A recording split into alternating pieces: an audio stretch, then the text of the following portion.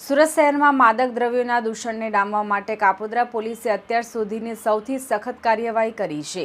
ગાંજાના ગેરકાયદેસર વેચાણમાં સંડોવાયેલ અને અનેક ગુનાઓનો ઇતિહાસ ધરાવતા એક કુખ્યાત અસામાજિક તત્વ અને ગાંજા માફિયાએ સરકારી જમીન પર બનાવેલ ગેરકાયદેસર બાંધકામને તોડી પાડવામાં આવ્યું છે.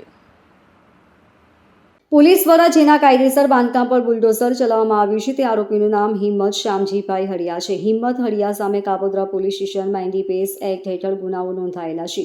આ માફિયાનું નેટવર્ક એટલું બેફામ હતું કે તે કાપોદ્રા ચાર રસ્તા પાસે સરકારી જગ્યામાં ગેરકાયદેસર બાંધકામ ઊભું કરીને તેને ગાંજાના ગેરકાયદેસર વેચાણ માટેના અડ્ડા તરીકે ઉપયોગ કરતો હતો. તે બહારના માણસો બોલાવીને આ ગેરકાયદેસર બાંધકામમાં ગાંજાનું વેચાણ કરાવતો હતો.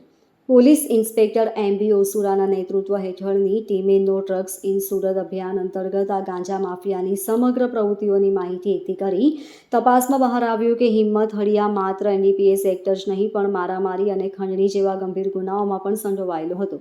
પોલીસે ખાસ કરીને તેના ગેરકાયદેસર બાંધકામ પર ધ્યાન કેન્દ્રિત કર્યું, જે સરકારી જમીન પર કબજો કરીને ઊભું કરવામાં આવ્યું હતું. 2 દિવસ પહેલા જ આ ઇસમ વિરુદ્ધ એનડીપીએસ એક્ટ હેઠળ સફળ રેડ કરીને ગુનો દાખલ કરવામાં આવ્યો હતો, જેથી માલુમ પડે છે કે પોલીસ આ માફિયાની પ્રવૃત્તિઓ પર સતત નજર રાખી રહી હતી. ગેરકાયદેસર રીતે બાંધેલા ગાંજાના વેચાણના અડ્ડાને કાયમ માટે ધ્વસ્ત કરવા માટે કાપોદ્રા પોલીસે સુરત મહાનગરપાલિકાના અધિકારીઓનો સહયોગ મેળવ્યો હતો.